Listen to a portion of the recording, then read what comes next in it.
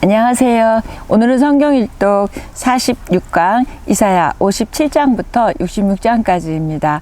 57장의 내용은 회복을 약속해 주시고 또 여호와의 구원을 앞두고 있는 이스라엘 백성이 여전히 돌아오지 않고 또 여전히 우상 숭배에 빠져 있는 그 이스라엘의 현실을 고발하고 있습니다. 그래서 무당의 자식, 간음한 자, 음녀의 자식들, 폐역의 자식, 거짓의 후손이라고 계속 이런 단어를 나열하면서 이스라엘이 엄청 영적으로 심각한 상황에 빠져 있음을 27장은 고발하고 있습니다.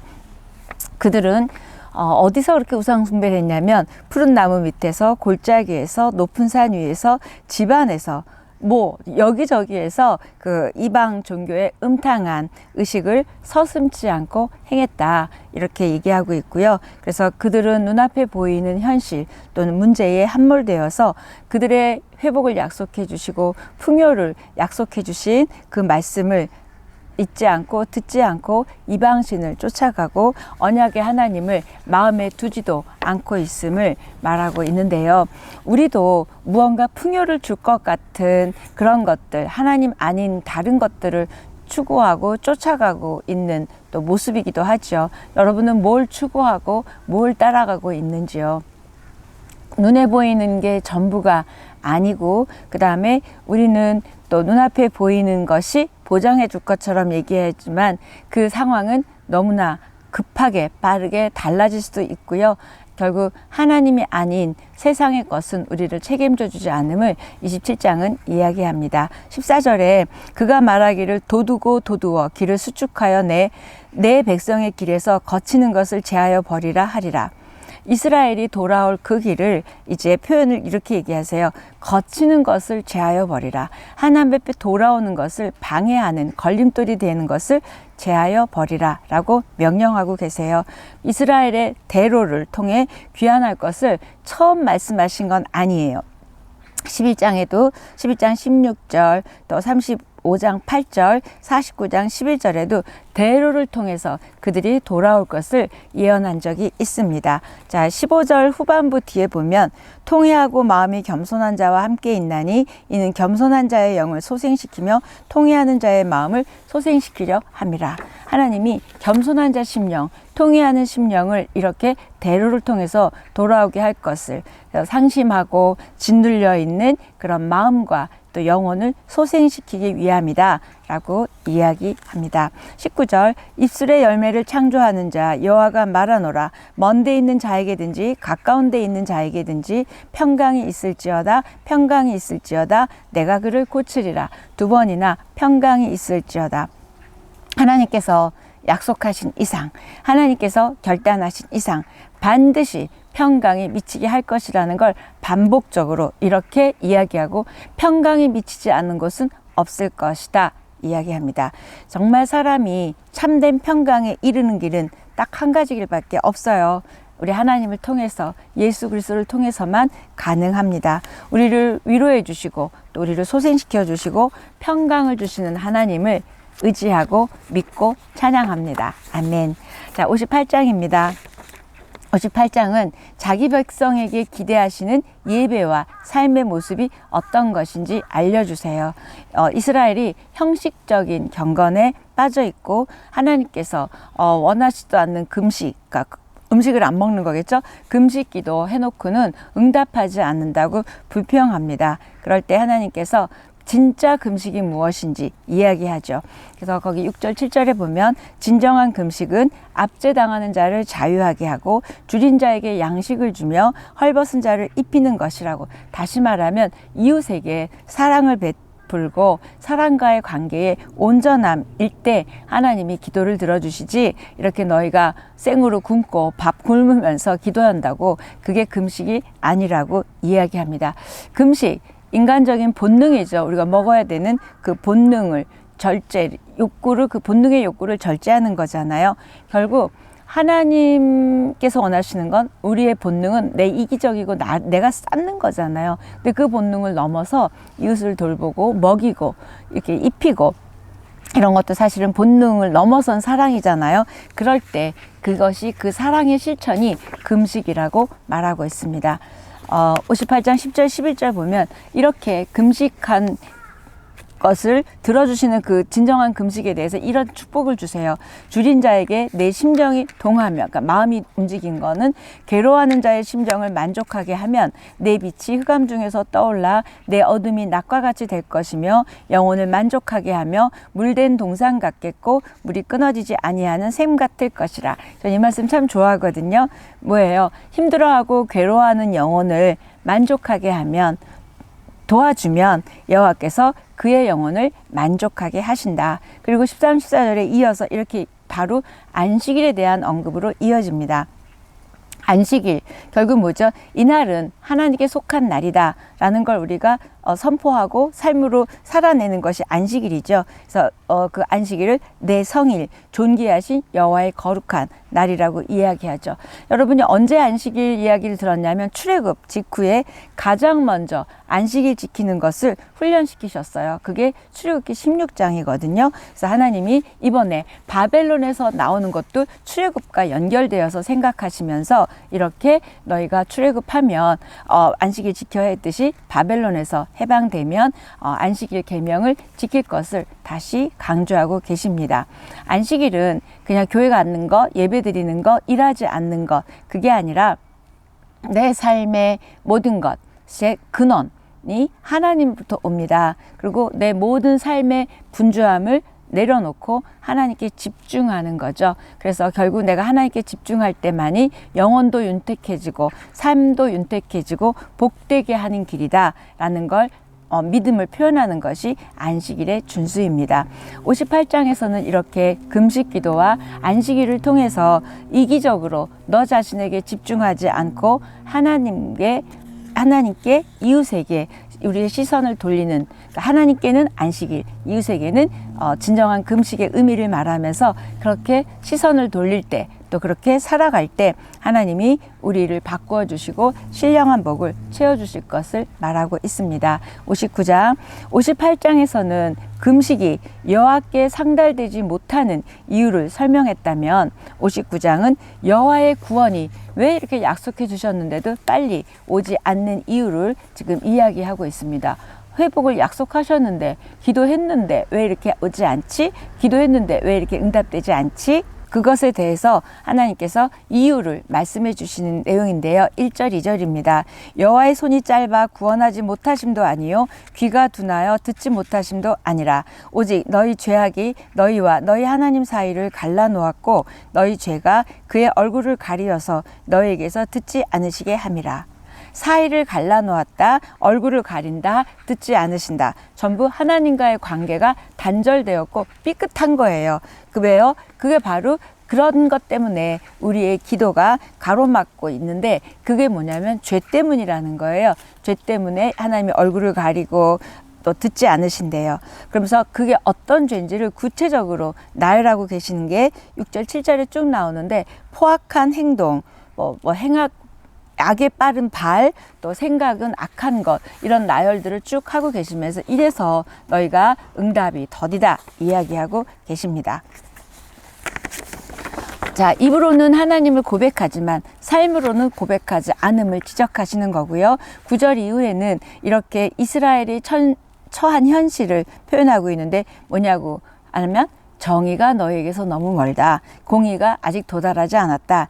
이건 뭐예요? 아직도 너에게는 구원이 이르려면 멀었어. 왜? 삶이 안 된다는 거예요. 그 이야기를 하고 있고요. 하나님은 지금 그 공의가 이렇게 하나님 마음에 들게 하지 않은 삶을 다 보시는데 어디 너네 언제까지 그러나 보자, 이런 마음이 아니라 안타까운 마음으로 보시면서 이제 직접 일어나셔서 그 문제를 해결하시고 나서신다는 말씀이 나오는데요. 결국 자기 백성을 위해서 일어나시는 여호와, 원수에게 보복하시는 여호와, 임재의 약속을 주시고 있습니다. 59장 16절에도 보면 사람이 없음을 보시며 중재자가 없음을 이상히 여기셨으므로 자기 팔로 스스로 구원을 베푸시며 자기의 공의를 스스로 의지하사, 중재자가 없으므로 하나님 스스로 본인이 중재자가 되시겠다는 거예요. 이 얘기는 뭐예요? 하나님 앞에 우리가 기도하고 살아내야 되는데 그러지 않으니까 하나님께서 직접 하시겠대요. 그래서 하나님께서 직접 대적들에게 보복을 치르시겠다. 그 이유는 그 시온을 회복시키셔서 통치하시고 회개하고 돌이키는 백성에게 새 언약을 주시고 새 축복을 주시기 위함이다 라고 이야기합니다. 21절 여호와께서 이르시되 내가 그들과 세운 나의 언약이 이러하니 곧 내 위에 있는 나의 영과 내 입에 둔 나의 말이 이제부터 영원하도록 내 입에서와 내 후손의 입에서와 내 후손의 후손의 입에서 떠나지 아니하리라 하시니라. 이렇게 해주시고 싶으셔서 하나님께서 직접 일어나셔서 행하시겠다 약속하시죠. 60장입니다. 자, 하나님께서 약속하셨던 시온의 회복이 이제 임박해오고 있습니다. 그래서 바벨론의 포로가 되고 주의 성전을 상실했던 그런 남유다 백성들에게 이제 하나님의 영광이 온다라고 너무 신나는 예언을 1절에서 하고 계세요. 일어나라 빛을 발하라 이는 내 빛이 이르렀고 여호와의 영광이 내 위에 임하였습니다. 여호와의 심판으로 주저앉아 있었던 이 시온, 그러니까 여인 시온이죠. 표현할 때 이제 일어나라. 이제 주저앉아 있었니? 이제 일어나라. 왜요? 시온의 구원이 임박했기 때문이다. 이제 곧 회복될 것이다. 그래서 어떻게 회복이 되냐면 시온의 회복은 결국 여호와의 영광의 임재를 통해서 회복이 됩니다. 우리 삶도 여호와의 영광이 임하면 회복이 되죠. 그래서 성경과 또는 기독교에서 볼 수 있었던 어떤 시대적인 놀라운 회복이나 또는 부흥은 항상 하나님의 영광의 임재가 있었어요. 그런데 또 반대로 하나님의 영광이 떠나갔을 때 이가봇이었죠. 그 사무엘상 4장 27절에 보면 하나님의 영광이 떠나가서 아이들도 죽고 또 제사장도 죽고 그랬던 모습이 나오죠. 이가봇 영광이 떠났다. 근데 반대로 영광이 임하니까 이제 시온의 회복이 될 것을 말하고 있습니다. 하나님의 나라는 이렇게 결국 회복되어진다. 여호와의 영광이 임했기 때문에 그 다음에 여호와의 영광이 나타나게 될 것이다. 자, 그러면 하나님의 영광이 임할 때 일어나는 변화가 쭉 성경에 이제 2절부터 나오는데요. 세상의 빛으로 우리에게 빛을 발하는 거죠. 두 번째는 자녀들이 회복이 됩니다. 세 번째는 그분의 영광을 우리를 통해서 드러난다는 거죠. 그래서 그게 2절, 3절, 4절까지 쭉 이어지고요. 5절에 보면 그때에 내가 보고 기쁜 빛을 내며 내 마음이 놀라고 또 화창하리니 이는 바다의 부가 내게로 돌아오며 이방 나라들의 재물이 내게 오미로라. 자, 하나님의 영광이 임할 때 드러날 수밖에 없는 그런 복된 현존의 모습이 지금 5절에 나오고 있습니다. 우리가 축복받은 자임을 알게 되고 또 더 나아가 부여까지 얻게 될 것이라고 말하죠. 이방의 섬김을 받은 시온, 아름답게 꾸며지는 시온, 새로운 이름을 얻게 되는 시온. 거기다 한번 여러분의 이름을 넣어보세요. 이방의 섬김을 받게 되는 누구누구 이렇게 결국 이렇게 대대의 기쁨이 있는 시온, 여호와를 알게 되는 시온, 또 영원한 아름다움과 영광이 드러날 그 시온의 모습이 저와 여러분의 모습이죠. 그래서 우리가 하나님의 영광을 드러내기를 소원하고 부흥을 갈망하고 기도한다면 22절에 말씀의 주인공이 바로 저와 여러분이 될 줄 믿습니다. 이렇게 이야기하세요. 그 작은 자가 1000명을 이루겠고 그 약한 자가 강국을 이룰 것이라. 때가 되면 나 여호와가 속히 이루리라. 아멘. 이렇게 작은 자가 1000명을 이룬대요. 저와 여러분의 삶 가운데 또 우리 교회 위에 또 이 땅의 모든 교회 위에 열방 위에 이렇게 하나님의 영광이 임하기를 축복합니다. 하나님의 영광이 임하면 되는 거예요. 61장입니다. 메시아의 사역을 통해서 시온 백성에게 전해질 이제 예수 그리스도가 오시면 어떤 일이 일어날 것인지를 61장 1절부터 3절까지 이야기하는데 여러분 이거 너무 유명한 말씀 잘 알죠. 주 여호와의 영이 내게 임하였으니 이는 여호와께서 내게 기름을 부으사 가난한 자에게 아름다운 소식을 전하게 하심이라. 쭉 이어져요. 그래서 1절부터 3절까지. 근데 그때 근심을 대신하시고 뭐가 슬픔을 대신하여 찬송의 옷으로 근심을 대신해서 의의 나무 곧 여호와께서 심으신 그 영광을 나타낼 자라 일컬음을 받게 하려 하심이라.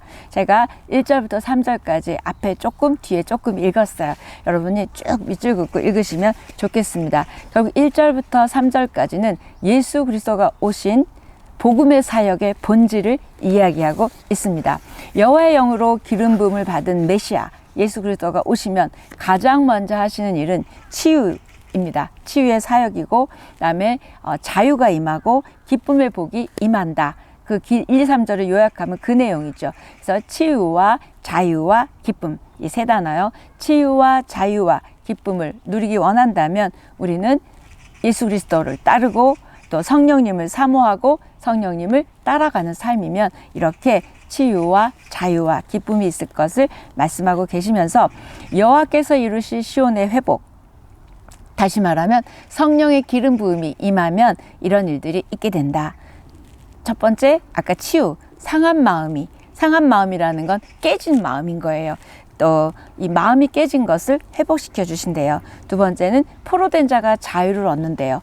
우리가 포로 너무 많이 됐죠. 돈의 포로, 뭐 중독 여러 가지 우리는 무언가 묶인 것이 있어요. 그래서 이 이스라엘은 고레스 왕이 와가지고 그 포로된 걸 풀어줬고 우리는 예수 그리스도가 오심으로 인하여 우리의 묶임받은 것들을 풀어준다는 예언을 하고 있습니다. 그다음 세 번째는 슬픈 자들의 위로를 받고 기쁨을 얻는데요. 성령의 기름 부음이 임하면 저와 여러분이 기쁨의 사람으로 살 수 있음을 말하고 있습니다. 그래서 이 말씀 여러분이 누가복음 4장 16절에서 21절에 보면 예수님이 회당에서 이렇게 이 말씀을 읽으시면서 이 말씀이 성취되었음을 선언하시는 그 신약에서도 나오는 말씀이 지금 이 61장의 1, 2, 3절입니다. 62장입니다. 62장의 앞부분은 시온의 회복이 반드시 이루리라 라고 하나님의 다짐, 하나님의 결심을 소개하세요. 그래서 62장 1절에 보면 나는 시온의 의가 빛같이 예루살렘의 구원이 횃불같이 나타나도록 시온을 위하여 잠잠하지 아니하며 예루살렘을 위하여 쉬지 아니할 것인즉 이렇게 하나님이 스스로 이렇게 회복하기 위해서 내가 잠잠하지 않을 것이다. 뭐라고 다짐하셨어요? 나는 잠잠하지 않겠다. 나는 쉬지 않겠다. 이렇게 다짐해 주셨어요. 그러면서 3절 4절에 보면 헵시바라는 단어와 뷸라라는 단어가 나오는데 헵시바 단어 옆에 나의 기쁨 이렇게 써놓으시면 되고요.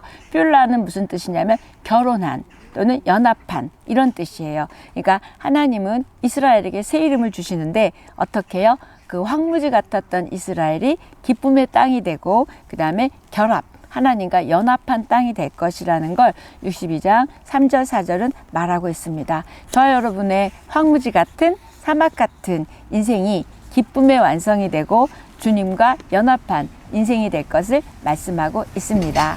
하나님과 연합한 삶이 될 때까지 우리가 하나님 앞에 있을 때 하나님은 아까 약속해 주신 것처럼 다짐하신 것처럼 쉬지 않으실 것이다. 그 다음에 잠잠하지 않겠다. 일하시겠다. 약속해 주신 하나님이 우리 하나님이세요.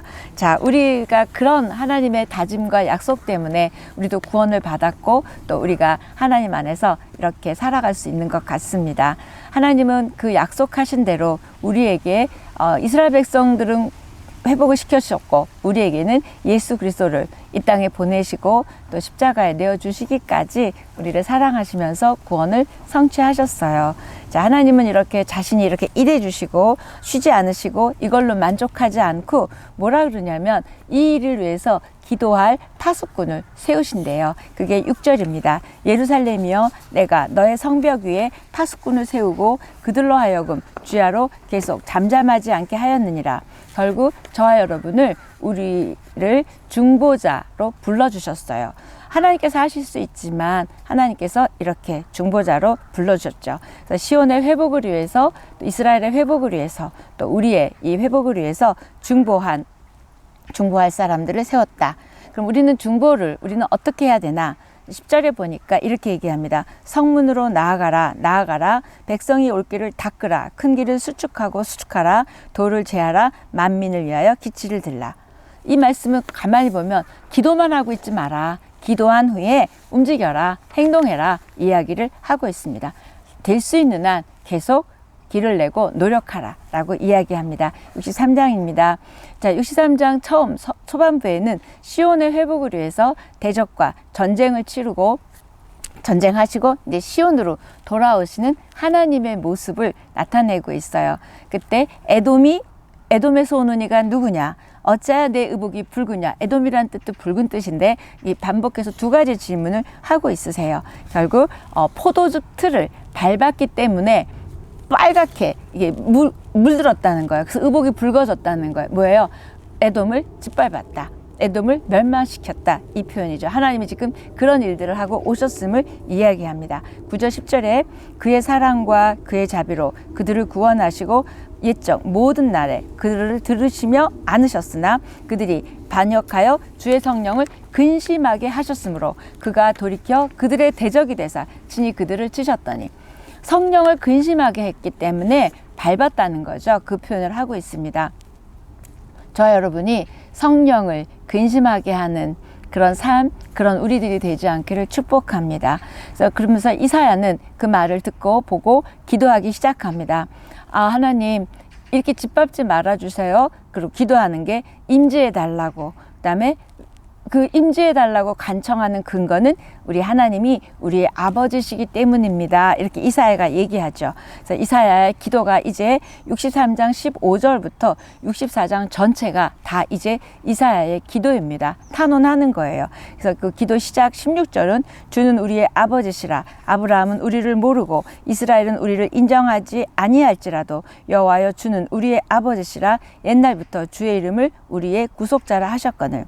이사야는 하나님이 우리의 아버지 되심을 근거로 하여 그걸 붙들고 하나님 진노를 멈춰주세요. 이렇게 밟지 말아주세요. 라고 이사야의 간청 기도가 시작이 됩니다. 그렇죠. 저와 여러분도 우리의 아버지이신 하나님이 우리를 긍휼히 여기시고 사랑하시는 거에 근거해서 우리는 기도하고 또 하나님이 일해 주시도록 간청할 수 있습니다. 또 우리의 그러한 기도를 통해서 일하시며 하나님의 이름이 높아지시기를 축복합니다. 64장입니다. 이사야는 기도를 계속하는 내용이 64장도 이어지잖아요. 거기에 두 가지를 기도하고 호소합니다. 하나님을 우리가 여호와를 앙망하지 않았던 때에도 그때도 우리에게 행하셨던 그런 일들이 있잖아요. 근데 지금 이제 여호와를 앙망하니까 하나님 그렇게 우리를 이방들 앞에서 행해 주십시오. 이렇게 얘기합니다. 앙망하지 않았을 때도 해주셨는데 지금 이렇게 앙망하니까 이방들 앞에서 우리를 좀 구해 주십시오. 또 두 번째는 뭘 기도하냐면 여호와께서 이스라엘과 맺으신 그 언약을 기억하시고 그다음에 그 백성과 그의 처소를 회복해 주십시오. 약속을 기억나시죠? 그 약속 좀 지켜주십시오. 이렇게 기도하고 있습니다. 그 다음에 8절에 토기장의 비유가 또 나옵니다. 우리는 진흙이요 주는 토기장이시니 우리는 다 주의 손으로 지으신 것이니이다. 결국 하나님의 주권을 이야기하면서 하나님 창조주시잖아요. 주권자이시잖아요. 그러니까 하나님의 손으로 만든 이 이스라엘, 하나님의 손으로 만든 우리를 좀 이제 더 이상 죄 가운데 소멸되도록 내버려 두지 마시고 정말 그 다시 빚어 주십시오. 이렇게 이야기합니다. 우리의 기도도 이랬으면 좋겠죠. 그래서 이사야가 이 소망 없는 땅에서 하나님께 기도하면서 기다립니다. 이때 표현이 하늘을 찢고 이 땅에 내려오셔서 무너지고 파괴된 나라를 고쳐달래요. 하늘을 찢고 내려오시는. 그래서 우리를 회복시켜 주십시오. 얘기합니다. 왜요? 하나님이 찢고 하늘을 찢고 내려오시지 않으면 저와 여러분에게도 또 이 남유다 이스라엘에게도 희망이 없기 때문입니다. 하나님이 내려오시지 않으면 소망 없는 우리들. 그런데 어찌 이렇게 우리가 하나님을 온전히 전적으로 믿고 신뢰하고 갈 수 없는지. 그렇죠? 65장입니다. 이사야의 탄원의 기도, 하나님이 이제 64장 전체와 그다음에 63장 뒷부분부터 기도했잖아요. 그걸 들으시고 하나님이 이제 반응하시는 거예요. 응답하십니다. 뭐라고 응답해 주시냐면 내가 여기 있다. 내가 여기 있다. 그리고 속삭이며 다가오세요. 그 기도를 들으시고 좋으셨어요. 그래서 내가 여기 있다. 우리가 기도할 때 하나님이 내가 여기 있다 그러면 너무 울컥이죠. 내가 여기 있다. 놀라지 마라, 의심하지 마라, 이런 이야기죠.